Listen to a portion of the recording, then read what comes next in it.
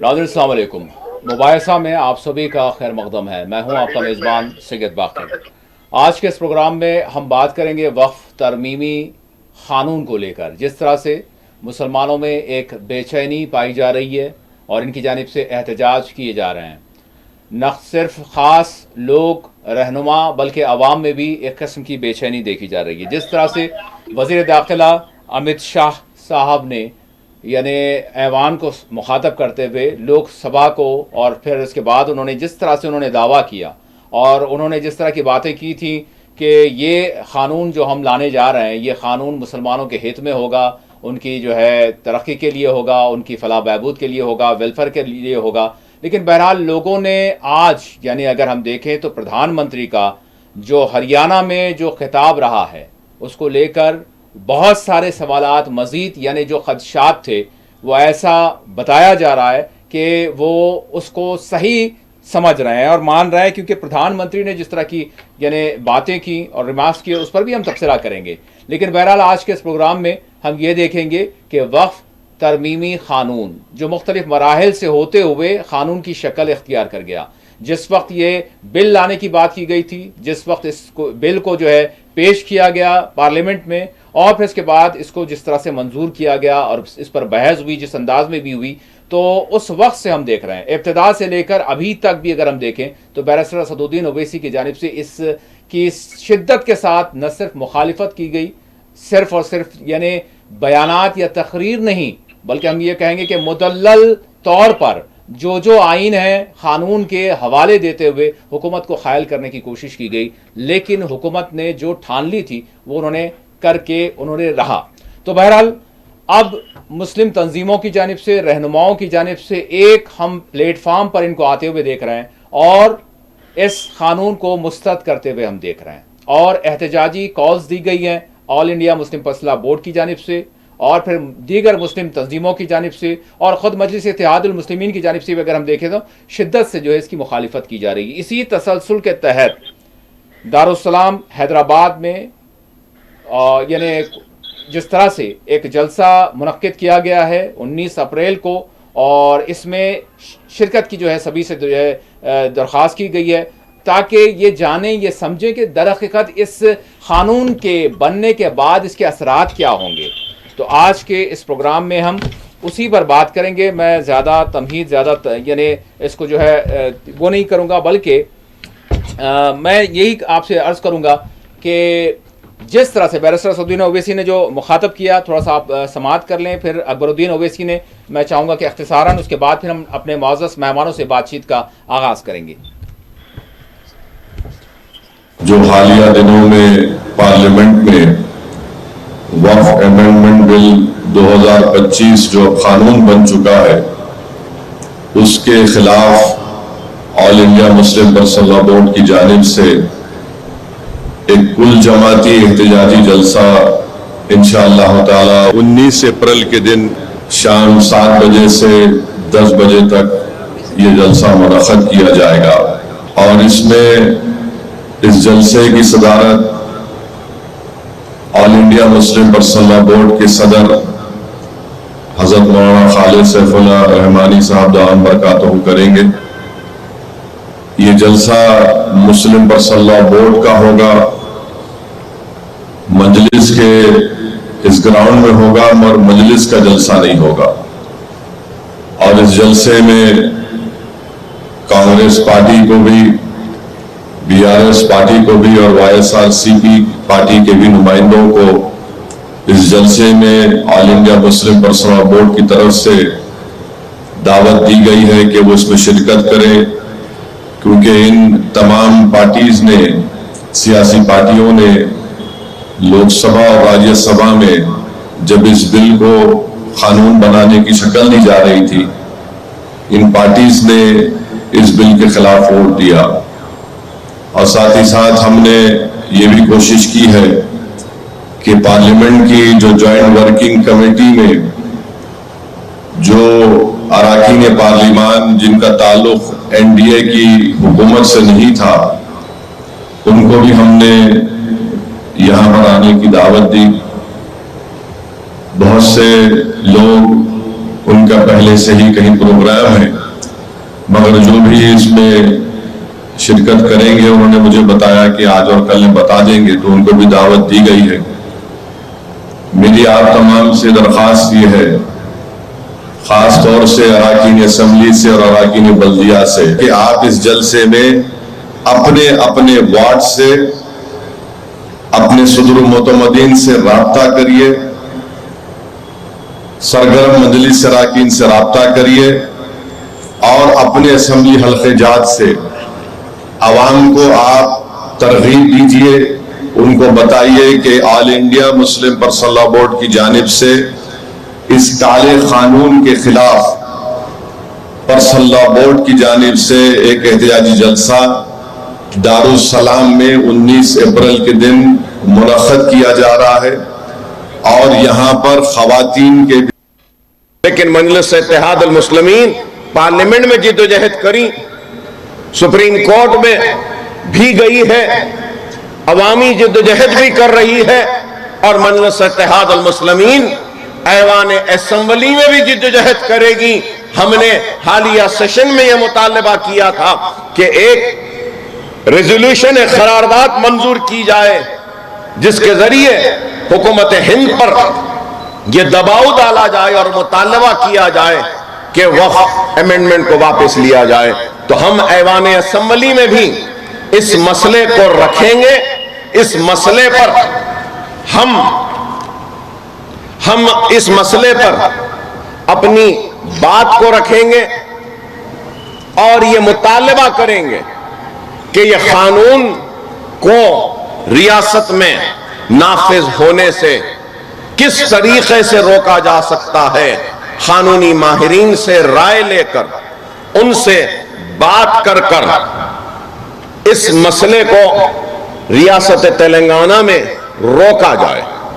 اور نہ صرف یہ بلکہ ہم انشاءاللہ تعالی ریاستی حکومت سے یہ بھی مطالبہ کریں گے کہ وہ ریاستی حکومت تلنگانہ سپریم کورٹ میں اس امینڈمنٹ کے خلاف جائے اور ریاست کی عوام کا اور مسلمانوں کے جذبات کا لحاظ کرتے ہوئے جس طریقے سے بیرسٹر اسد الدین اویسی صاحب نے سپریم کورٹ میں مقدمہ دائر کیا ہے، ویسی تلنگانہ ریاست بھی جائے۔ ناظرین، اس وقت میرے ساتھ اسٹوڈیو میں موجود ہیں معزز مہمان ڈاکٹر سید اسلام الدین مجاہد صاحب، پروفیسر پولیٹیکل سائنس، ایڈوکیٹ، سماجی جہدکار۔ میں ڈاکٹر صاحب کا استقبال کرتا ہوں۔ ڈاکٹر صاحب السلام علیکم۔ جی وعلیکم السلام۔ بہت شکریہ، آپ نے وقت دیا۔ ان کے علاوہ ہمارے ساتھ منظور علی خان ناغر صاحب، سینئر صحافی، وہ بھی فون لائن کے ذریعے جڑ چکے ہیں۔ منظور صاحب السلام علیکم۔ جی وعلیکم السلام۔ بہت شکریہ، آپ نے بھی وقت دیا۔ ناظرین، کچھ ہی وقت میں ہمارے ساتھ مفتی محمد انوار احمد صاحب، اسلامک اسکالر، کنٹرولر ایگزامینیشن، جامعہ نظامیہ حیدرآباد، وہ بھی ہمارے ساتھ کچھ ہی وقت میں پروگرام کو جوائن کریں گے، ہم ان سے بھی بات کریں گے۔ میں سب سے پہلے، جس طرح سے ابھی آپ نے اکبر الدین اویسی کو سنا اور بیرسٹر اسد الدین اویسی کو سنا، بہرحال کوشش یہی لگ رہی ہے مسلم رہنماؤں کی، مسلم تنظیموں کی، کہ یہ جو وقف ترمیمی قانون، جو ایک نیا قانون بن چکا ہے، جس کو قانون بنا دیا گیا ہے، بہرحال اس قانون کے جو اثرات ہیں وہ کیا ہیں؟ کیونکہ جس طرح کی تصویر ہم یہ دیکھ رہے ہیں کہ بتائی جا رہی ہے، ایک تو حکومت کے دعوے ہیں، اور دوسرے ہم یہ بھی دیکھ رہے ہیں کہ خود مسلمانوں میں بعض افراد کی جانب سے اس قانون کے حوالے سے کچھ ایسی باتیں بھی لوگوں تک پہنچائی جا رہی ہیں۔ بتایا جا رہا ہے کہ صرف اور صرف یعنی پراپرٹیز کا مسئلہ تھا، یا پھر اس پر جو قبضے جات تھے، یا پھر جو کرایہ دار تھے، مکاندار بنے ہوئے تھے، تو یہ اسی سے ریلیٹڈ معاملہ ہے۔ لیکن کیا یہ وہیں تک محدود معاملہ ہے، یا پھر اس کے اثرات بہت کچھ ہیں جس کو لوگوں کو جاننے کی ضرورت ہے؟ بہرحال اسی کو آج ہم تلاش کر رہے ہیں، اسی پر آج کے یعنی اس حوالے سے جو ہے اسی پر ہم بات بھی کر رہے ہیں۔ اور یہ جو احتجاج مسلم تنظیموں کی جانب سے، رہنماؤں کی جانب سے جو کالز دی جا رہی ہیں، کیا وجوہات ہیں؟ کیونکہ حکومت کے دعوے کچھ اور ہیں، اور یہ رہنما یا پھر قانون داں یا پھر جو سیکولرزم پر یقین رکھنے والے ہیں، وہ اس قانون کی مخالفت کیوں کر رہے ہیں؟ اس کو ہم آج کے اس پروگرام میں جاننے کی کوشش کریں گے۔ آج کے پروگرام کا عنوان بھی ہم نے دیا ہے، آئین ہند کی بنیادیں اور نیا وقف قانون۔ دیکھیں، آج معمار دستور ڈاکٹر بھیم راؤ امبیڈکر کی جینتی ہم نے منائی، تو بہرحال بڑا اہم دن ہے۔ تو اسی حوالے سے ہم بات کریں گے. منظور صاحب, میں حیدرآباد سے منظور صاحب ہمارے ساتھ ہیں. منظور صاحب, میں جاننا چاہوں گا کہ ایک تو وقف ترمیمی قانون ہے جو بنا دیا گیا ہے, لیکن اس کے ساتھ ساتھ کچھ چیزیں عام لوگوں میں ایسی بھی جو ہے یعنی پھیلائی جا رہی ہیں, جس کے حوالے سے یہ کہا جا رہا ہے کہ بھائی ٹھیک ہے, حکومت نے کیا تو بہت اچھا کیا, یہ ہونا تھا کچھ لوگوں کے لیے. آپ شہر حیدرآباد سے بول رہے ہیں. حیدرآباد میں 19 اپریل کو دارالسلام میں ایک بڑا جلسہ منعقد ہونے جا رہا ہے, جس کا مقصد یہ ہے کہ لوگوں کو اس کے حوالے سے بتایا جائے کہ اس قانون کے نافذ ہونے کے بعد کیا کیا چیزیں درپیش ہو سکتی ہیں. جی منظور صاحب. جی وعلیکم السلام.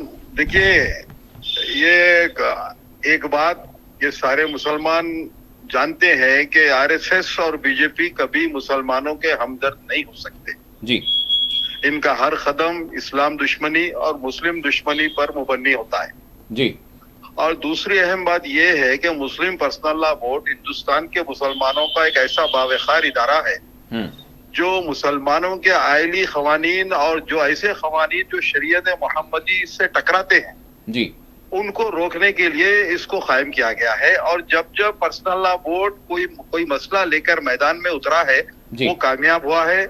آپ کے سامنے 1972 کا لے پالک ایک قانون تھا جس کو پرسنل لا بورڈ کی مسلسل تحریک کی وجہ سے 1978 میں حکومت نے واپس لیا. جی. اسی طریقے سے جب ایمرجنسی کا نفاذ کیا گیا تھا نسل بندی پر تو پرسنل لا بورڈ نے ببانگ دہل اعلان کیا کہ نسل بندی اسلام میں حرام ہے. جی. اب اس وقت پرسنل لا بورڈ ایک مرتبہ پھر اس کو لے کر یہ میدان عمل میں اترا ہے. اور جہاں تک مسلمانوں کا تعلق ہے کہ عام مسلمان کے پاس پرسنل لا بورڈ کی جو اہمیت ہے وہ یہ جانتے ہیں کہ یہ لوگ میدان میں اسی وقت آتے ہیں جب قانون شریعت سے ٹکراتے ہیں. جی. مسلمانوں میں اس تعلق سے کافی جوش و خروش بھی ہے اور لوگ اس تعلق سے بے چین اور فکر مند بھی ہیں. جی. کیونکہ موجودہ جو حکومت ہے موجودہ حکومت کی نیت سے ہر کوئی واقف ہے. یہ لوگ بظاہر یہ بتانے کی یہ کوشش کر رہے ہیں. آج بھی وزیر اعظم نے کہا کہ وقف کا صحیح استعمال ہوتا تو میرے مسلمان پنچر نہ بناتے. جی. تو یہ لوگ اس قسم کے سازش کے ذریعے مسلمانوں میں پھوٹ ڈالنے کی ایک خطرناک سازش کر رہے ہیں اور یہ سازش کو مسلمان بھی دیکھ رہا ہے. منظور صاحب, یہاں پر یہ بھی پردھان منتری نے کہا, یعنی آدی واسیوں سے مخاطب ہوتے ہوئے انہوں نے ہریانہ میں جس کا آپ ذکر کر رہے ہیں, آدی واسیوں کی زمین کو وقف بورڈ ہاتھ نہیں لگا پائے گا, یہ بات انہوں نے کر دی ہے. بڑے مطلب اس پر بھی ہم خیر ڈسکشن کریں گے. جی پلیز. جی. تو مسلمانوں کا جو حال ہے اس وقت دیکھیے, پرسنل لا بورڈز کے ساتھ اس کی آواز پر لبیک کہنے کے لیے دیکھیے, عام طور پر ہر مسلمان جب سے وہ باشعور ہوتا ہے اس کے خاتمے تک وہ ایک ایسی جدوجہد کا منتظر رہتا ہی ہے جو حق کے لیے ہو, ظلم اور ناانصافی کے خلاف ہو. جی. اور میں سمجھتا ہوں کہ ایک 30 سال کے بعد ایک ایسا موقع آیا ہے. ایک شاہبانوں کا کیس تھا اور دوسرے میں ایک بار ہمارے وہ ناظرین کو یاد دلا دوں کہ مولانا علی میاں نے 1980 کی دہائی میں جب حکومت نے وندے ماترم کا لزوم کیا تھا تو مولانا نے ایک جرات مندانہ بیان دیا تھا کہ مسلمان اپنے بچوں کو سرکاری اسکولوں سے نکلوا لیں. محض وہ اعلان کی وجہ سے حکومت کو وہ حکم نامہ واپس لینا پڑا تھا. اور اس وقت پھر ایک مرتبہ پرسنل لا بورڈ علماء کرام میدان میں ہیں. یہ وہی علماء ہیں جنہوں نے ہندوستان میں تحریک آزادی کا آغاز کیا تھا, جان عزیز کی قربانی دی تھی. اور آج یہ جو قوانین ہیں یہ قوانین دراصل مسلمانوں سے ان کے وقار اور ان کے مالکانہ حقوق کو چھیننے کی ایک سازش ہے. میں آپ کو یہ بھی یعنی کہ بتاتا چلوں کہ 1978 میں الہ آباد ہائی کورٹ نے بھی اس تعلق سے ایک فیصلہ دیا تھا کہ حکومت مفاد عامہ کے لیے مذہبی مقامات کی زمین حاصل کر سکتی ہے, قبضہ کر سکتی ہے. اس وقت بھی پرسنل لا بورڈ نے اس کی لڑائی لڑی اور حکومت کو اور عدالتوں کو وہ حکم واپس لینا پڑا. تو بظاہر ایک عرصے کے بعد یہ ایک میدان جدوجہد کا نظارہ ہے اور بظاہر گزشتہ 10 سال سے ہندوستان کا مسلمان جو حالات سے جوجھ رہا ہے, جو حالات کا سامنا کر رہا ہے, जुल्म सितम और नाइंसाफी देख रहा है, कहीं ना कहीं वो सब में वो ये एक जज्बा है जो पर्सनल लॉ बोर्ड के इस कदम के साथ चलने के लिए बेचैन है। मैं आखिरी सवाल करूंगा आपसे, अभी ये जो जलसे की कॉल दी गई है all India Muslim personal board की जानिब से दारुस्सलाम में जो मुनक्किद होने जा रहा है, इसके अलावा जो एहतजाज चल रहे हैं हम देख रहे हैं मुल्क के मुख्तलिफ हिस्सों में, इसका असर क्या मोदी सरकार पर कुछ होगा, क्या लग रहा है, मतलब किस तरह से आप देख रहे हैं? जी, एहतजाज तो किया जा रहा है। जी मंजूर साहब। एहतजाज का अभी आगाज है और पर्सनल लॉ बोर्ड के जो जिम्मेदार उलमा है वो काफी दानिश्वर उलमा है, उलमाए हक है जी। तो बज़ाहिर कोई भी वो तहरीक का जब आगाज होता है तो उसको तखरीबकारी के लिए बहुत सारे कोशिशें की जा रही हैं और वो चल रही हैं। कई लोगों को ये जाहिर किया जा रहा है कि ये वक्फ जमीनों का इस्तेमाल सही मुसलमानों के लिए हुआ नहीं, हम करेंगे। लेकिन ये मुसलमान जानते हैं कि ये अमित शाह हो या वजीर आजम हो या संघ हो, ये लोग मुसलमानों के कम से कम हमदर्द, इस्लाम के दोस्त नहीं हो सकते। लिहाजा इस मर्तबे जो मुसलमान वो मैदान अमल में जदोजहद के लिए और इस कानून को वापस लेने के लिए जिस किस्म की भी पर्सनल लॉ बोर्ड जो भी कॉल किएगा वो कॉल पे अमल करने के लिए जो है तो बेचैन है और तैयार है। ठीक, बहुत बहुत शुक्रिया मंजूर साहब, आपने बताया कि किस तरह की सूरत हाल यानी है और ख़ुद मुसलमानों में किस तरह की यानी एक बेचैनी देखी जा रही है। बहुत शुक्रिया, आपने जो है तफसीलात बताई। Thank you.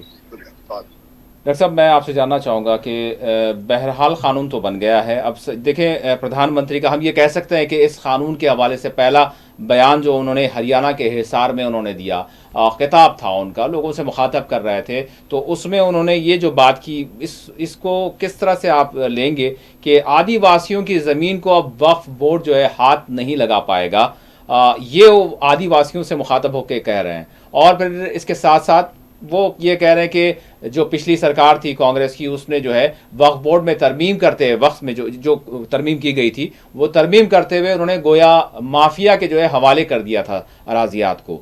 जी डॉक्टर साहब।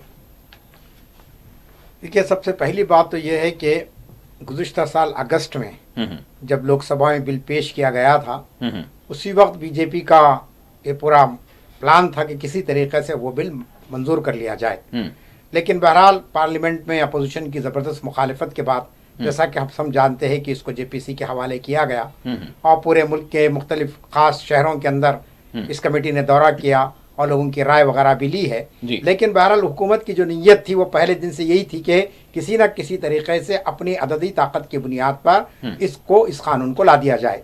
चुनांचे आपने देखा कि गुज़िश्ता हफ्ता 2 अप्रैल को लोकसभा में बिल पेश होता है, 12 घंटे तक उस पर बहस होती है और रात के 2:30 बजे ये बिल वहां पर मंजूर होता है। और जबकि आप देखते हैं पूरा का पूरा अपोजिशन उसकी मुखालिफत में वोट डाला, लेकिन बीजेपी को चूंकि अक्सरियत थी और वो 288 वोट से शायद वो जैसे वहां पर कामयाब हो गए। फिर उसी तरीके से राज्यसभा में भी जिस अंदाज में 12 घंटे की तवील यानी मबाहिस के बाद ये बिल वहां भी मंजूर किया गया। तवक्को ये की जा रही थी कि सदर जमहूरिया के पास जब ये बिल जाएगा तो सदर जमहूरिया लाजमी चीज़ है कि पूरे मुल्क में जो इस बिल के खिलाफ में आवाज़ें उठ रही है, अपोजिशन पार्टियां खासतौर पर मुसलमान जिस तरीके से इस पर एहतजाज कर रहे हैं, इस पर यह समझा जा रहा था कि सदर जमहूरिया कानूनी माहिरीन की राय तलब करेंगे। लेकिन अफसोस की बात यह है कि उन्होंने भी बड़ी जल्दबाजी के साथ फौरी तौर पर उस पर अपनी दस्तखत कर दी और जैसे ही वो बिल आया, आप देखते हैं कि वो जैसे ही सदर जमहूरिया दस्तखत की वो एक्ट बन गया और उसको 8 अप्रैल जिस दिन आया और उसी वक्त उन्होंने बीजेपी गवर्नमेंट उसको नाफिज कर दिया है। तो अब ये बिल तो एक एक्ट बन चुका है, कानून बन चुका है। लेकिन इसका दूसरा खुशाइन पहलू ये रहा कि जैसा कि लोगों का ये तस्वुर था कि आम मुसलमान सो रहे हैं और आम मुसलमानों को इस बिल से कोई दिलचस्पी नहीं है, क्योंकि उनके जहन में ये बात बैठी हुई है कि चूंकि औकाफी जायदादों पर एक वक्फ माफिया कब्जा किया हुआ है और हुकूमत अच्छा काम कर रही है, इस किस्म का जो झूठा प्रोपेगेंडा किया था वो आप देख रहे हैं कि 2-3 दिन के अंदर वो बिल्कुल जाहिर होगा कि सारे मुसलमान इस बिल के, इस कानून के खिलाफ में हैं। चुनांचे पूरे मुल्क में जो एहतजाज इस वक्त हो रहा है, लोग सड़क पर निकल कर आ गए हैं। जुमा के मौके पर आपने देखा कि कई शहरों के अंदर बशमूल हैदराबाद में अब बड़ा ज़बरदस्त यहाँ पर भी एहतजाज हुआ और उसके बाद आप देख रहे हैं कि all India Muslim personal board ने बहरहाल अपनी जैसा कमान संभाल ली है। और जैसा कि कहा गया अभी मंजूर अली खान साहब ने कि all India Muslim personal board मुसलमानों का एक बावकार इदारा है जिसके अंदर सारे मसालिक के लोग हैं, सारे फिरकों के लोग हैं और कोई भी मुसलमान का कोई तबका जो है छुटा हुआ नहीं है। अब जब ये आवाज एक मुत्तहदा तौर पर उठेगी तो लाजमी चीज है कि इसका असर हुकूमत पर हो सकता है, लेकिन हमको हुकूमत की भी ताकत का अंदाजा होना चाहिए, क्योंकि जिस हुकूमत से हिंदुस्तानियों का साबिका पड़ा है ये हुकूमत एक हट धर्म हुकूमत है, ये अपनी जिद पर अड़ी रहती है।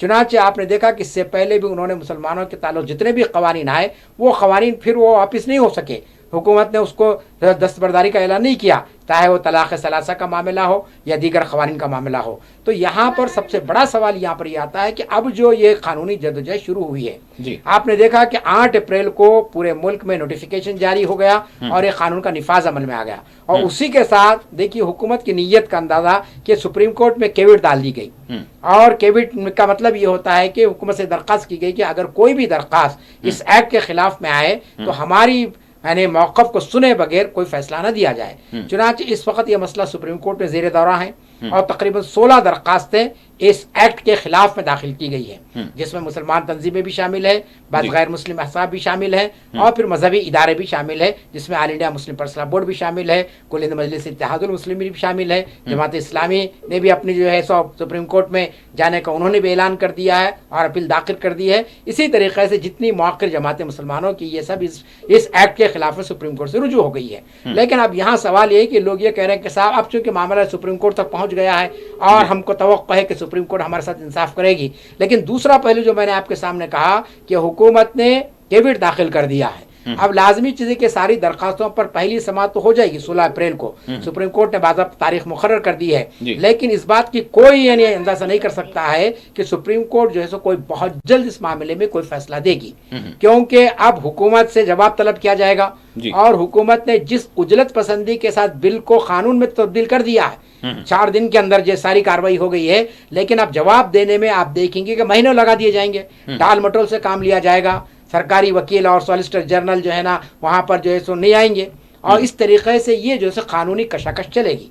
तो लाजमी चीज़ है कि हम एक जमहूरी मुल्क में रहते हैं, तो जमहूरियत में एक तरीक़ा है एहतजाज का और दस्तूर ने हमको एहतजाज करने का हक दिया है, पुरअमन अंदाज में, जमहूरी अंदाज में और मुल्क के कानून को सामने रखते हुए अब हमारी लाजमी हो गया कि हम इसको एक अवामी जद्दोजहद में तब्दील करें, क्योंकि हुकूमत गूंगी हो गई है, बहरी हो गई है। अब हुकूमत जो है ना कोई दलाइल को सुनने के लिए तैयार नहीं है। लाजमी चीज़ है कि अवाम की आवाज़ जितनी ताकतवर होगी उतना ही जो है सो हुकूमत पर दबाव डाला जाएगा। चुनांचे अब आपने देखा कि all India Muslim personal board ने बाज़ाब्ता 11 अप्रैल से लेकर 7 जुलाई तक एक प्रोग्राम बनाया है एहतजाजी प्रोग्राम का, और उसका आगाज़ 11 अप्रैल से यानी गुज़िश्ता जुमा से हो चुका है। जुमा के मौके पर मुख्तलिफ मसाजिद के सामने एहतजाज हुए और इसमें बाज़ाब्ता एक हफ्ता जो मुकर्रर किया गया है 11 अप्रैल से लेकर यानी ये जुमा से लेकर आइंदा जुमा तक, इस एक हफ्ते को उन्होंने नाम दिया कि तहफ़्फ़ुज़ औक़ाफ़ का। इसमें अवाम के अंदर शऊर बेदार किया जाएगा और उसके बाद उनको बताया जाए कि वक्फ की क्या अहमियत है और हुकूमत ने जो है कानून लाया है इसके पीछे क्या पस पर्दा मुहरक़ात हैं। फिर उसके बाद एक कारवान भी निकलने वाला है, पूरे हिंदुस्तान में ये कारवान दौरा करेगा, बड़े बड़े शहरों में आएगा जिसमें हैदराबाद भी शामिल है। तो इस तरीके से all India Muslim personal board ने एक जुर्रतमंदाना इक़दाम करते हुए अब जो है ना इस मसले को अपने हाथ में लिया है और इससे मुसलमानों में भी एतमाद बहाल हुआ है कि अब कम अज़ कम आप मुसलमान जो है ना इस पर एक मुनज़्ज़म अंदाज में, एक मुत्तहिदा अंदाज में और एक डिसिप्लिन फौज की तरह बहरहाल इसका मुकाबला करेंगे। तो ये दोनों रास्ते अब हमारे सामने हैं। एक तरफ तो कानूनी जद्दोजहद हमको करना है और दूसरी तरफ हमको अवामी एहतजाज करना है। मैं आपसे ये कहना चाहता हूं कि इन दोनों मामलात में हमको अलामती तौर पर मुजाहरा नहीं करना है कि साहब एक एहतजाज हम कर दिए और एक फोटो हम ले लिए और सोशल मीडिया में उसको डाल दिए या अखबारात में उसको शाये कर दिए, एक करारदाद हमने मंजूर कर ली और उसको प्रिंट मीडिया के हवाले और इलेक्ट्रॉनिक मीडिया के हवाले कर दिया। अगर हम करेंगे अलामती अंदाज में, नुमाइशी अंदाज में एहतजाज करेंगे तो लाजमी चीज़ है कि हुकूमत की जो इंटेलिजेंस एजेंसियां हैं वो पल पल की रिपोर्ट रख रही हैं, कौन सी तंजीम के पास कितनी ताकत है, कौन सी तंजीम कितने दिनों तक जदोजहद कर सकती है। तो ये जंग बड़ी लंबी जंग है اور اس جنگ کے اندر ہمارے لیے سب سے پہلی چیز جو ضرورت ہے وہ یہ ہے کہ ہم ٹھوس اقدامات کریں، انقلابی اقدامات کریں. جلسے جلوس تو اپنی جگہ پر رہیں گے، لیکن عوام کو اگر ہم پوری طریقے سے مطمئن کر کے ان کو ساتھ لیں، ان کو اپنے گھروں سے نکالیں اور ان کو سڑکوں پر لائیں گے نہیں جب تک کہ ہم جو ہے نا یہ حکومت سے مقابلہ نہیں کر سکتے ہیں. کیونکہ اب جو ہے نا بل نہیں ہے، یہ قانون ہے، اور قانون کو منسوخ کرانا اس کے لیے بڑی قربانیاں چاہیے، اس کے لیے بڑا جو ہے نا ہمارے اندر صبر بھی چاہیے اور اعتدال بھی چاہیے. ڈاکٹر صاحب، سب سے پہلے یعنی عوام کے اعتماد یا عوام میں شعور بیدار کرنے کے لیے ضرورت اس بات کی ہوگی کہ آپ عوام کو اس بات کے حوالے سے، ویسے بہت ساری چیزیں واضح ہیں، کھلی ہوئی ہیں، لیکن اس کے باوجود بھی جس طرح کا ماحول بنایا جا رہا ہے یا پھر سرکار کی جانب سے جس طرح کے دعوے کیے جا رہے ہیں کہ یہ مسلمانوں کے حق میں ہے اور جو غریب پسماندہ مسلمان ہیں ان کے فائدے کے لیے ہم نے یہ کیا ہے وغیرہ وغیرہ، کچھ چیزیں اس طرح کا ماحول جو بنایا گیا ہے. تو اب جیسے ایک تو وہ دعویٰ ہو گیا، دوسرا یہ ہے کہ آپ یا پھر آپ سے مراد یہ جو مخالفت کرنے والے ہیں وہ ان کو یہ بتانا ضروری ہوگا، بلکہ یہ دلائل پیش کرنے ہوں گے کہ سرکار جو کہہ رہی ہے کہ اس سے کوئی جو ہے آپ کے مذہبی معاملات میں کوئی مداخلت نہیں ہوگی اور اس سے کوئی نقصان نہیں ہوگا، تو جواب یہ دینا ہوگا کہ یہ ساری چیزیں کہا جا رہا ہے کہ بھے پیدا کیا جا رہا ہے، ڈر پیدا کیا جا رہا ہے لوگوں میں، تو یہ بتانا ہوگا کہ اس کے نقصانات کیا ہیں، کیا نقصانات ہوں گے، کیا نقصانات ہوں گے. دیکھیے سوال یہ ہے جتنا قانون ہے یہ پورے کا پورا قانون جو ہے نا، میں مسلمانوں کی بات نہیں کر رہا ہوں، خدشات کیا ہیں، کیا خدشات اس ملک کے دستور کے لیے خطرہ ہے. اس ملک کے اندر جو وفاقی نظام ہے اس پر آپ نے حملہ کر دیا ہے. کیسے بتانا ہوگا؟ ہاں، میں آپ کو بتانا چاہ رہا ہوں کہ دیکھیے وفد کا جو معاملہ ہے اس کے اندر جو ہے نا یہ کنکرنٹ لسٹ میں ہے، یہ مشترکہ فہرست میں ہے، اور اس کے لیے ریاستوں کی رائے لینا ضروری ہے. آپ نے ریاستوں کی کوئی رائے نہیں لی ہے. اب آپ جانتے ہیں وقف بورڈ جو بنتا ہے آج کی تاریخ تک ہر ریاست کا ایک وقف بورڈ ہے، اور وقف بورڈ کس کی جانب سے بنتا ہے؟ ریاستی حکومت بناتی ہے. اب آپ یہ اختیارات مرکز لے لیا ہے، اب مرکز یہ طے کرے گا کہ صاحب اس میں کتنے ارکان ہونی چاہیے. مرکز کو کیسے ہم اختیار دے سکتے ہیں کہ صاحب مسلم وقف بورڈ کے اندر غیر مسلم نمائندوں کو شامل کیا جائے؟ کیا آپ نے ریاستوں سے رائے لی اس معاملے میں کہ ہم اس قانون کو اس طریقے سے بدلنا چاہ رہے ہیں؟ وہ تو ایک نگران کی حیثیت سے ہیں، وہ آپ کے معاملات میں مداخلت نہیں کریں گے، میں آپ کو بتا رہا ہوں کہ مداخلت نہیں کریں گے. نہیں، یہ دیکھیے وفاقیت کے خلاف ہے، یہ دستور کے خلاف ہے. اب آپ جانیں گے ہمارے دستور کے اندر جو بنیادی حقوق ہم کو دیے گئے ہیں ان بنیادی حقوق کا اطلاق تو تمام شہریوں پر ہوگا. امت شاہ صاحب اس طرح سے انہوں نے کہا کہ بھائی جب اراضی ہوگی تو آپ کسی اور کی اراضی یا سرکار کی اراضی تو وقف نہیں کریں گے یا پھر اس کو وقف قرار نہیں دیں گے، تو وہ جو سرکار جو بھی معاملہ ہوگا وہ دیکھنے والا جس طرح سے ریونیو ڈپارٹمنٹ کا کوئی ہوتا ہے اسی طرح سے وہ بھی ایک نگران ہے، وہ بھی ایک سرکار کا ایک نمائندہ ہے. تو وہ صرف یہ طے کرے گا کہ آپ کی جو ڈیسیشنز ہیں، آپ کا جو کچھ بھی دیکھنا ہے، آپ کا جو کچھ بھی آپ کی سرگرمی ہے وہ یعنی قانونی اعتبار سے وہ کیا ہے، بس اسی میں جو ہے ان کا جو ہے عمل دخل ہوگا. اس کے علاوہ آپ کے جو مذہبی معاملات ہیں اس میں ان کی کوئی مداخلت نہیں ہوگی. یہ جو دعویٰ کیا جا رہا ہے اس کو دیکھیے حکومت کے دعوے تو پہلے دن سے ہے. آپ نے دیکھا کہ جس وقت لوک سبھا میں بل پیش کیا گیا اس وقت بھی حکومت کا یہی دعویٰ تھا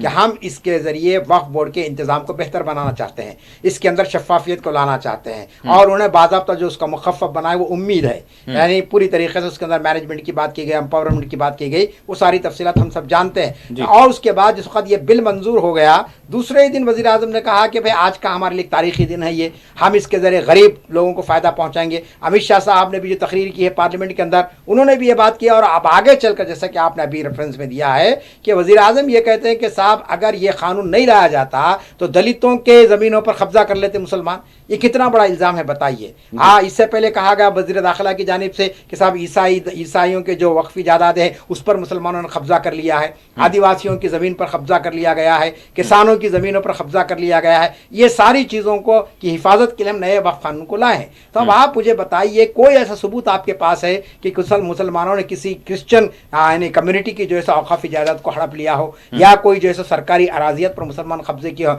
بلکہ معاملہ تو یہ ہے کہ اوقاف کی جو مسلمانوں کی جائیدادیں جن کے اسلاف نے اوقاف کو جو وقف کیا ہے اس پر سرکاری دفاتر قائم کر دیے گئے، اس پر تو سرکار کا قبضہ ہے. اب آپ یہ کہہ رہے ہیں کہ صاحب حکومت جو ہے نا شفافیت لانے والی ہے اور اس کا صحیح انتظام ہوگا، تو ہمارا سوال یہی ہے کہ آپ حکومت کا نمائندہ اس میں شامل کر دے رہے ہیں، ایک طرف تو غیر مسلموں کو اور دوسری طرف آپ نے کہا کہ صاحب وقف بورڈ کی زمین، وقف کی زمین کون طے کرے گا؟ کلیکٹر طے کرے گا. सर्वे कमिश्नर तय करेगा। अब आप बताइए सरकारी ओहदेदार कहीं पर भी होने दीजिए, वो किसके इस पर अमल करते हैं? हुक्म पर। लाजमी चीज़ है कि चीफ मिनिस्टर के हुक्म पर अमल करते हैं, वो मरकजी एजेंसियों के हुक्म पर अमल करते हैं। अगर कोई सरकारी ओहदेदार आएगा किसी कब्रिस्तान पर और ये देखेगा कि साहब उसकी बाउंड्री नहीं है और कुछ ज़मीन खाली पड़ी हुई, तो वो रिपोर्ट दे देगा कि साहब ये सरकारी, ये कब्रिस्तान नहीं है, ये सरकारी ज़मीन है, क्योंकि यहाँ के जिम्मेदार जो है ना कोई जैसे कागज़ नहीं पेश कर सके हैं। तो ये जो सूरत हाल है, तो ये पूरी तरीके से हुकूमत की मदाखलत है इसके अंदर। ठीक है डॉक्टर साहब, जिस तरह से आपने ब्रेक से पहले जो आपने बात की कि क्या नुकसानात हैं, लेकिन यहाँ पर यह है कि आम लोग ये समझना चाहते हैं, ठीक है उनको बहुत सारी बातें मिल रही हैं, लेकिन क्या वाकई जिस तरह से कहा जा रहा है, जो मुखालिफत कर रहे हैं, क्या वो सारी चीज़ें होंगी जिस तरह के खदशात का इजहार किया जा रहा है? भाई यानी कि ख़बरस्तानों के हवाले से बात की जा रही है, आस्थानों के हवाले से बात की जा रही है, दरगाहों के हवाले से बात की जा रही है, खानखाहों के हवाले से बात की जा रही है, मसाजिद के हवाले से बात की जा रही है। तो कैसे हो सकता है? मतलब सरकार तो नहीं कह रही है, सरकार का तो पूरा लंबा चौड़ा अगर आप भाषण भी देखेंगे, बहस भी देखेंगे, उनके नुकात भी देखेंगे, उनका जो बिल के पेश करने के साथ साथ जो जवाब है वो भी अगर देखेंगे, तो उसमें तो ऐसी बात कोई नज़र नहीं आती। देखिए, हुकूमत का तो मौक़िफ़ शुरू दिन से यही है कि उसका ये दावा है कि साहब ये जो वक्फ का हम नया कानून लाए हैं, अगर ये कानून ना लाया जाता तो आपने अखबारात में पढ़ा होगा कि वज़ीर पार्लिमानी उमूर ने ये बात कही कि साहब अगर ये वक्फ कानून नहीं लाते तो मुसलमान जो है ना पार्लियामेंट पर भी दावा कर देते थे कि ये औक़ाफ़ी जायदाद है, और इसी तरीक़े से दीगर जायदादें जो भी सरकार की है वो जो है ना औक़ाफ़ी जायदाद मानी जाती थी। और तो हम हुकूमत का जो मौक़िफ़ है उस मौक़िफ़ को हम दस्तूर हिंद के रोशनी में देखेंगे। आपने उन्वान दिया आईन हिंद की बुनियादें, तो आईन हिंद की बुनियादें क्या है? आईन हिंद की बुनियादें ये है कि मुल्क जमहूरी मुल्क रहेगा, ये मुल्क सेकुलरिज्म पर चलेगा, इस मुल्क के अंदर तमाम शहरियों के बराबर हुकूक रहेंगे। चैप्टर 3 जो इंडियन कॉन्स्टिट्यूशन का है, फंडामेंटल राइट्स का, आप उसकी पूरी धज्जियाँ उड़ा दिए हैं। बार बार हम ये हवाला देते रहे कि साहब आर्टिकल 14-15 जो है, जिसके अंदर ये कहा गया कि हर शहरी को यहाँ पर बगैर किसी बिला लिहाज मजहब, रंग, नस्ल, इलाके के उसको जो है इकसा हुकूक हासिल है। मसावात का जो हक़ आपने दिया, इक्वालिटी की जो बात आपने की है, अब आप इस हक़ को आप ख़त्म कर दे रहे हैं इस कानून के ज़रिए से। जैसा कि मैंने आपसे कहा कि साहब आप हिंदू एंडोमेंट के अंदर कोई गैर मुस्लिम नहीं रहेगा, क्रिश्चियन एंडोमेंट के अंदर कोई गैर मुस्लिम नहीं है, सिखों का जो प्रबंधक कमेटी है उनकी अपनी मजहबी जो है इदारा है, उसके अंदर कोई मुसलमानों को नुमाइंदगी नहीं है, लेकिन आप मुस्लिम इदारे के अंदर गैर मुस्लिमों को लाकर आप मुसल्लत कर रहे हैं। तो ये क्या हक़ मसावत के खिलाफ बात नहीं है? फिर आप आर्टिकल 25 पे आइए, दफ़े 25 क्या कहती है कि हर शहरी को यहाँ मजहबी आज़ादी हासिल है। आप ये नए कानून के ज़रिए क्या आप मेरी मजहबी आज़ादी मदाखलत नहीं कर रहे? मैं मुसलमान तो हूँ, लेकिन उसके साथ साथ मैं हिंदुस्तान का शहरी भी तो हूँ। हिंदुस्तान के शहरी होने के नाते मेरे जो हुकूक़ हैं, मेरी जो आज़ादियाँ जिसको दस्तूर ने तस्लीम किया है, आज इत्तेफाक की बात यह है कि दस्तूर के बानी डॉक्टर भीमराव अम्बेडकर का यौम पैदाइश है। आप जानते हैं कि अम्बेडकर ने कितनी मेहनत की दस्तूर को बनाने के लिए। अगर उसकी तफसील आप देखेंगे, 1947 को तो हमारा मुल्क आज़ाद हुआ, 15 अगस्त 1947 को, लेकिन मुल्क में जो दस्तूर नाफिज हुआ वो 26 जनवरी 1950 से हुआ। तो ये 2 साल 8 महीने 11 दिन जो वक्फ यानी आपकी दस्तूर को बनाने के लिए लगे हैं, आप बताइए क्या यूं ही ज़ाय कर दिए गए हैं? एक एक इस पर गुफ्तगू की गई है कि किसी तबके को कभी जो है ना कोई परेशानी लाहक ना हो, कोई तबका ये महसूस ना करे कि हुकूमत उनके खिलाफ में कोई गलत कानून बनाने वाली है। तो आप बताइए कि अम्बेडकर के साथ जो टीम थी जिसमें मुसलमान भी शामिल थे, इतना एक मबसूत दस्तूर, एक आइन मुल्क के हवाले किया गया, अब उस आइन की बुनियादों को आप खोखला कर दे रहे हैं और इस तरीके से खोखला कर दें कि कल ये मुल्क में जो है ना दस्तूर की कोई अहमियत बाकी नहीं रहेगी। हम तो ये दावा करते हैं, हम ये कह रहे हैं कि साहब जब तक कि हिंदुस्तान का ये आइन मौजूद है जिसको अम्बेडकर ने बनाया है और मजलिस दस्तूर असम्बली जिसको कॉन्स्टिट्यूशन असम्बली आप कहते हैं, आपने उसका हलफ लिया है, आपके बुजुर्गों ने उसका हलफ लिया है और कहा कि साहब 26 नवंबर आप जानते हैं कि 1949 जो अडॉप्शन हुआ दस्तूर का, हमने कहा कि हम अहद करते हैं इस बात का, इस मुल्क को हम एक जमहूरी मुल्क बनाएंगे, हम इस मुल्क को एक खुद मुख्तार मुल्क बनाएंगे, एक सोशलिस्ट मुल्क बनाएंगे और उसके साथ साथ हम सेक्युलर मुल्क बनाएंगे। तो आप सेक्युलर रिवायतों की खिलाफ वर्जी कर रहे हैं। आप जो है ना दूसरी तरफ से आप ये कह रहे हैं कि साहब हम इसके ज़रिए से ख़ास कम्युनिटी को जो है सो हम कुछ मराहत देना चाहते हैं। तो गुज़िश्ता आप देखिए कि 10 साल से आपकी हुकूमत है, 2014 से लेकर 2024 गुजर गया है। इन 10 सालों के अंदर आपने मुसलमानों के ताल्लुक से या अक़लियतों के ताल्लुक से कौन से ठोस इक़दाम किए हैं? कितना आपने उनको पब्लिक सेक्टर में नुमाइंदगी दी है? कितना आपने उनको प्राइवेट सेक्टर के अंदर नुमाइंदगी है? आप मुस्लिम औरत का हवाला दे रहे हैं। पार्लियामेंट के अंदर जो तकारीर हुई है, आप अंदाज़ा लगाइए उससे कि ये एक महज कानून नहीं है, بلکہ اس قانون کو لا کر آپ خود مسلمانوں میں تفریق پیدا کر دینا چاہتے ہیں. ہمارے وزیر داخلہ تقریر کرتے ہیں, کہتے ہیں کہ صاحب ہم پسماندہ مسلمانوں کو اس کے ذریعے سے فائدہ پہنچانا چاہتے ہیں, ہم غریب مسلمانوں کو فائدہ پہنچانا چاہتے ہیں. اب آپ بتائیے کہ اسلام میں کوئی ایسی تقسیم ہمارے پاس ہے؟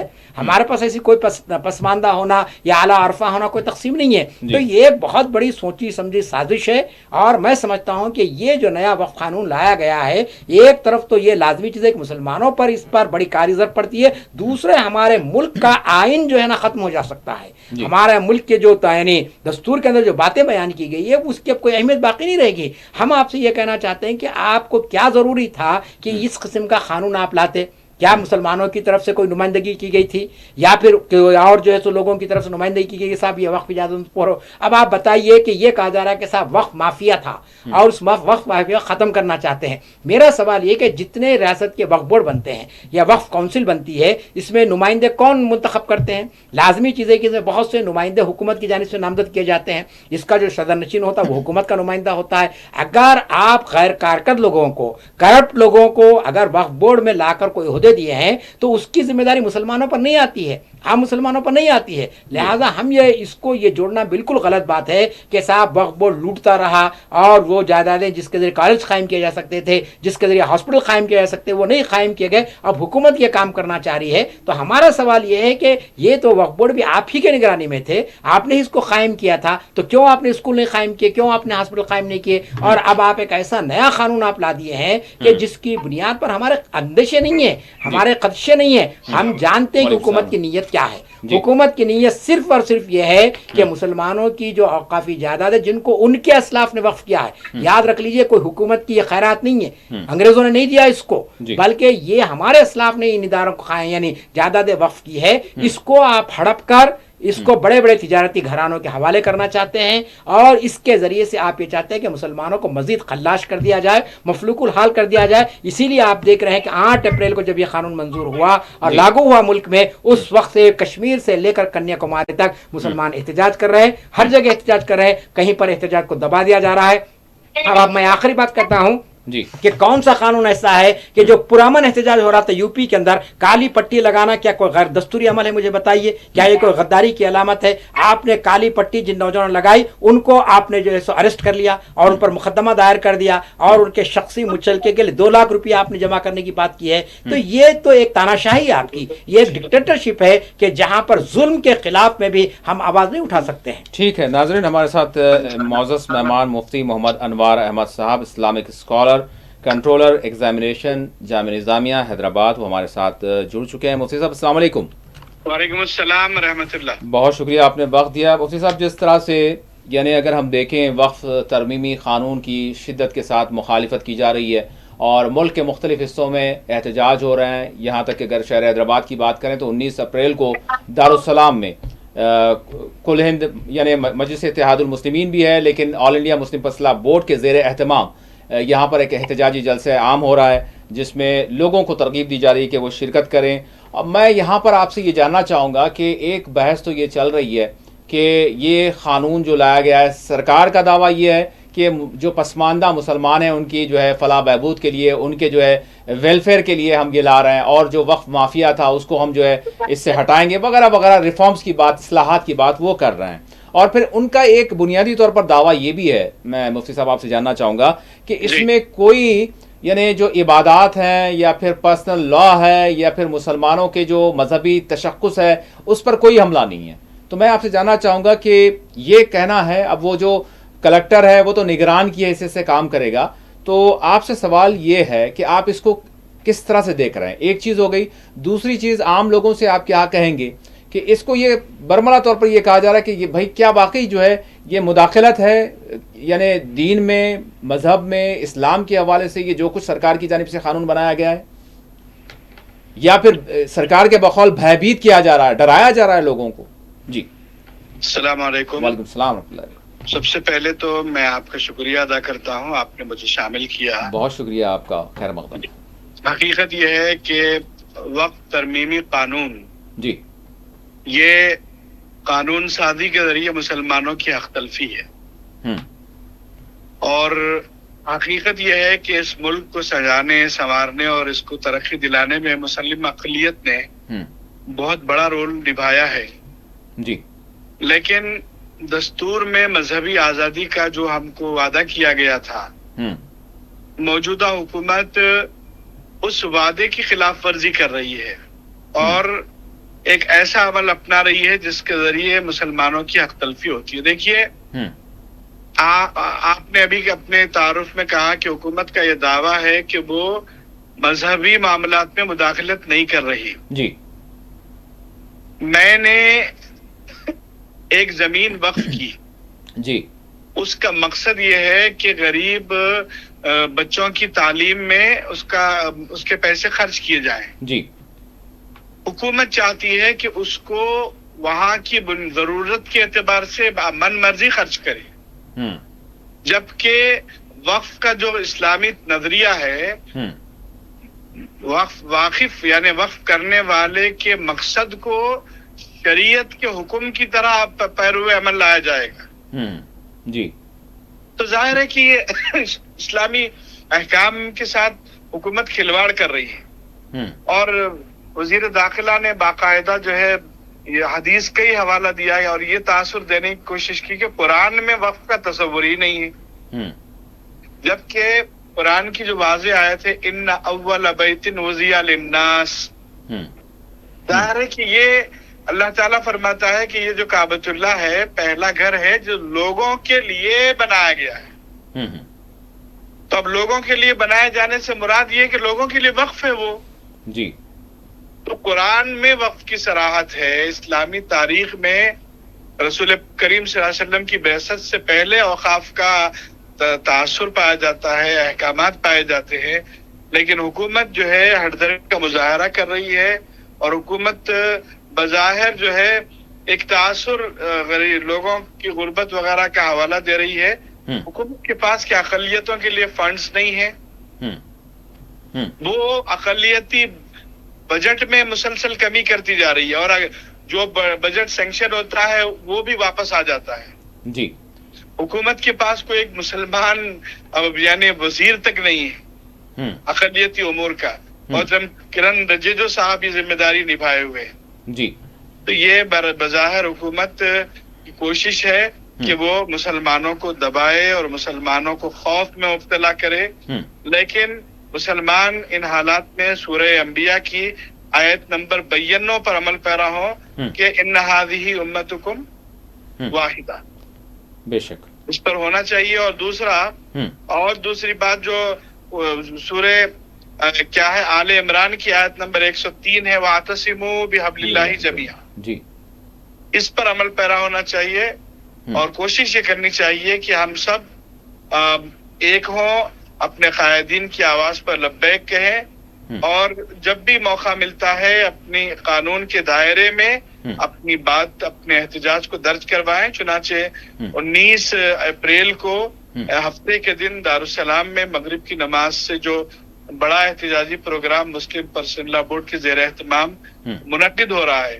اس میں ہر حیدرآباد کی بنیادی ذمہ داری ہے کہ وہ اپنی حاضری کو یقینی بنائے. یہ نہ سمجھے کہ ٹی وی پر تو نظر ہی آ جائے گا. یہ ہمارے پاس ایک عجیب رجحان ہے کہ بھائی مقررین کی خطابات تو ٹی وی پہ سنائی دیتے ہیں، لیکن یہاں آپ کو اپنا یعنی وہ حق ادا کرنا پڑے گا کہ گھر سے نکل کے باہر جائیں. اس بات کی ضرورت. آئی بی کی رپورٹس بنتی ہیں، مسلمانوں کے جوش و خروش کو دیکھا جاتا ہے، ناپا جاتا ہے. دیکھیے ہمیں تو اپنی مسلسل کوشش جاری رکھنی چاہیے اور یہ میں نے اپنے ایک مضمون میں بھی کہا تھا کہ یہ ایک نئے وقت کا کربلا ہے. جی، جی، یہاں کا یزید اپنی طاقت کے زام میں مبتلا ہے مگر اسے پتہ نہیں کہ اس کا سامنا حسینی جذبہ رکھنے والی قوم سے. اور یہ سلسلہ یہاں تھمنے والا نہیں ہے. حکومت کا مسلسل 3 طلاق کا معاملہ ہوا، NRC کے سلسلے میں معاملہ ہوا، پھر اب یہ ہے، اس کے بعد UCC کے لیے وہ لوگ کمر کسے ہوئے ہیں. بالکل ایسا نہیں ہے کہ وہ وقف بل ان کا آخری بل ہے جو مسلمانوں کے لیے دبانے کے لیے. اب اس کے بعد اس سے زیادہ تیاری سے وہ UCC کے ساتھ آ رہے ہیں اور جتنی حق تلفی وقف بل کے ذریعے مسلمانوں کی ہو رہی ہے اس سے کہیں زیادہ حق تلفی UCC کے ذریعے ہوگی. मुफ्ती साहब, यहाँ पर मैं आखिरी सवाल आपसे करूँगा, वो ये जानना चाहूँगा, ये तो एक अगयार की बात हो गई, या फिर सरकार पर जो इल्ज़ामात आयद हो रहे हैं कि उसका इंटेंशन क्या है मुसलमानों के हवाले से, इनका रिकॉर्ड क्या रहा है, सारी चीज़ें हो गई। लेकिन ख़ुद अगर अगयार की बात तो अपने मकाम पर है, जो ख़ुद अपने जो कहलाते हैं उनमें भी यानी दिमाग को मुंतशिर किया जा रहा है आम लोगों का। अगर सोशल मीडिया पर हम देखेंगे, मुख्तलिफ चैनल्स के ज़रिए हम देखेंगे, मुख्तलिफ प्लेटफार्म्स के ज़रिए हम देखेंगे, सिर्फ इसको इमलाक की बात बताकर ये कहा जा रहा है कि भाई अगर हो रहा है तो रिफॉर्म्स की ज़रूरत थी, इस्लाहात की ज़रूरत थी, वो नहीं हो रहा है तो होने दें। ऐसा भी जहन बनाने के लिए बहुत एक हम कहेंगे कि एक तबका काम कर रहा है। आप उनके हवाले से आम लोगों को आप क्या कहेंगे? क्या सिर्फ ये इमलाक का मामला या फिर किराएदार मकानदार का मामला सिर्फ यहाँ तक महदूद है? असल में हुकूमत जो है जी एक निफाक फैलाने का काम कर रही है। अच्छा जी। क्योंकि हुकूमत एक तरफ जो हम मुसलमानों की यानी वक्फ प्रॉपर्टीज की कीमत मार्केट वैल्यू दुनिया के सामने ला रही है। अब आप बताइए, हैदराबाद में 1000 एकड़ से ज्यादा यानी अलग अलग कब्रिस्तान है जी। अगर उसकी मार्केट वैल्यू निकाली जाए, 1 एकड़ की हैदराबाद में 10 करोड़ से तो कम नहीं होगी ना जी। अगर 10 एकड़ पर मबनी कोई कब्रिस्तान है तो वो 100 करोड़ रुपए का हुआ जी। 100 करोड़ की वो प्रॉपर्टी जो कब्रिस्तान के लिए वक्फ है, बताइए उसके जराए आमदनी क्या होंगे? जी exactly. इस तरह से मुसलमानों के वक्फ अमलाक में करोड़ यानी हजारहा करोड़ के ऐसे अमलाक हैं जो डेड नौयत के हामिल हैं, जिसकी कोई आमदनी वक्फ को हासिल नहीं होती। हाँ, यह हकीकत है, इससे इनकार नहीं किया जा सकता जी। लेकिन हुकूमत क्या चाहती है? निफाक फैलाती है। हुकूमत कहती है कि हैदराबाद में मतलब 1000 एकड़ जमीन है जी, जिसकी मार्केट वैल्यू जो है 10 लाख करोड़ होगी। मिसाल बता रहा हूं मैं। तो अब ये 10 लाख करोड़ की कहाँ कोई पैसे आएंगे? एग्जैक्टली। तो ये सिर्फ जो है तदफीन के लिए है, वो एक मुसलमानों की मजहबी जिम्मेदारी है आखिरी। आम लोगों से आप क्या कहेंगे इस हवाले से? जो कुछ अभी एक जानिब एहतजाज हो रहा है, मुखालिफत हो रही है, दूसरी जानिब कुछ ऐसे अनासिर इस तरह का जो है दिमाग को परागंदा कर रहे हैं, तो आप उनको क्या कहेंगे? नहीं, ये या तो ये सादलो लोग हैं या इन्हें जो है किसी से जाती परखाश है तो अपने जाती परखाश को कौमी मफाद पर वो लोग अहमियत दे रहे हैं जी, या फिर वो हुकूमत के हिस्सेदार बन चुके हैं। अच्छा जी। तीन से कोई चौथी बात नहीं होगी।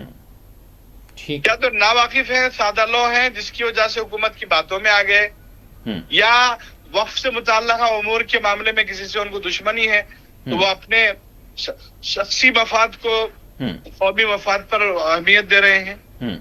तीसरी बात यही होगी कि वो बीजेपी के जो है मकर में शामिल होकर बीजेपी के एजेंडे को बढ़ाना चाहते हैं।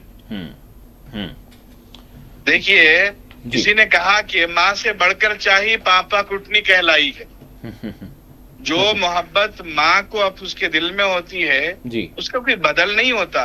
अब हमारे वजीर आजम जो है अब तकरीर भी कर रहे हैं, गला फाड़ के वो कह रहे हैं कि मुसलमान जो है इतनी जायदाद रखने के बावजूद भी टायर पंक्चर जोड़ने पे मजबूर है। जी जी।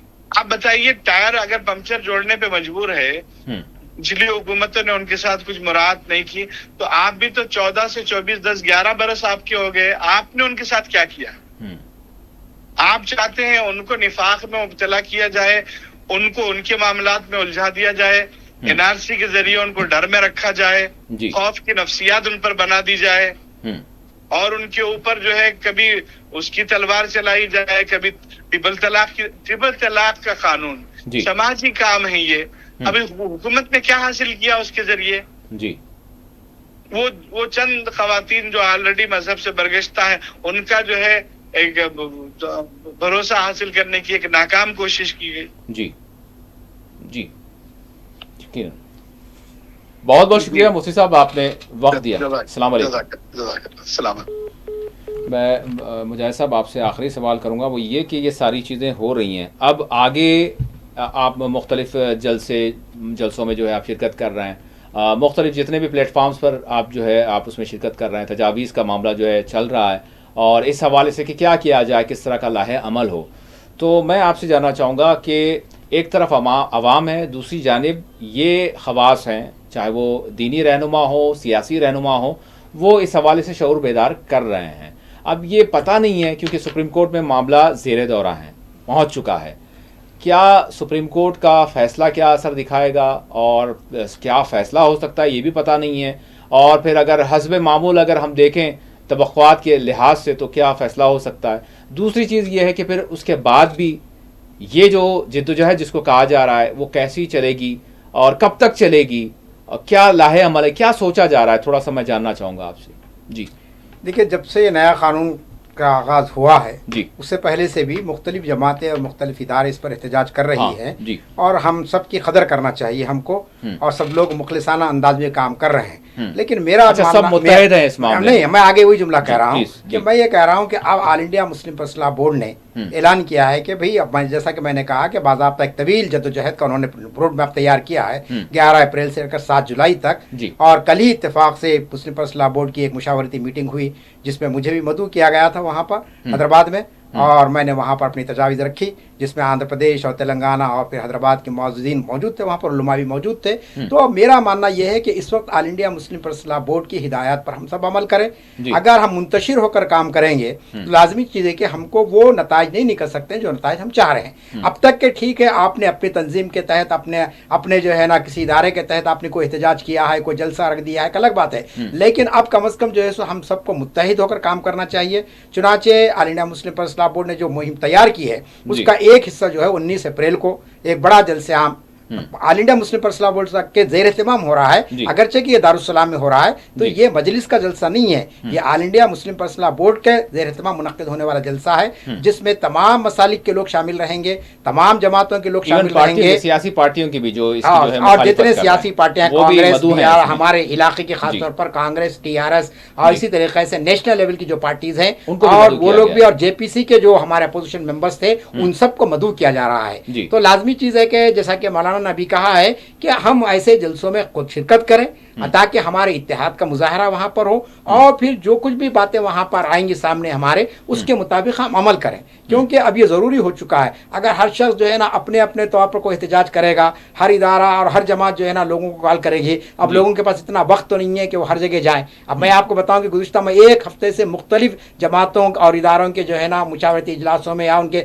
سیمینار وغیرہ میں جا رہا ہوں وقف کی بنیاد پر۔ اب لیکن میں نے سوچا کہ اب چلیے All India Muslim Personal Law Board نے ایک موقف اختیار کیا ہے، لہٰذا ہم سب کو اس کا ساتھ دینا چاہیے، اور جتنی موقر جماعتیں ہیں یہاں کی ہندوستان کی ملی جماعتیں، چاہے وہ جماعت اسلامی ہند ہو، چاہے جماعت العلماء ہند ہو، جماعت اہل حدیث ہو، ان سب نے اعلان کیا کہ ہم All India Muslim Personal Law Board کے احکام کے مطابق کام کریں گے۔ تمام سیاسی پارٹیاں، چاہے وہ انڈین یونین مسلم لیگ ہو یا کل ہند مجلس اتحاد المسلمین ہو یا دیگر پارٹیز ہوں، ان سب نے بھی کہا کہ ہم All India Muslim Personal Law Board کے ایک ایک حکم پر عمل کریں گے۔ تو اب ہم اس کو مضبوط کرنا چاہیے اور متحدہ جدوجہد کرنی چاہیے۔ اگر ہم منتشر ہو کر جدوجہد کریں گے تو لازمی چیز ہے کہ ہم جو وہ نتائج حاصل نہیں کر سکتے جو ہم حاصل کرنا چاہتے ہیں۔ جیسا کہ میں نے آپ سے کہا کہ قانون بن چکا ہے اب یہ، اور سپریم کورٹ میں معاملہ چلے گیا ہے، اور سپریم کورٹ میں اس وقت کاموں کا جتنا بوجھ رہتا ہے آپ خود جانتے بخوبی، اور حکومت کی جب تک کہ گرین سگنل نہ ہو سپریم کورٹ جو ہے کو احکام جاری نہیں کر سکتی ہے، کیونکہ حکومت کی جانب سے کیوٹ داخل ہو گیا ہے۔ تو ایک طرف تو ہم کو قانونی جدوجہد کرنی ہے، دوسری طرف ہم کو عوامی جدوجہد کرنی ہے، اور تیسرا نقطہ میں یہ کہنا چاہتا ہوں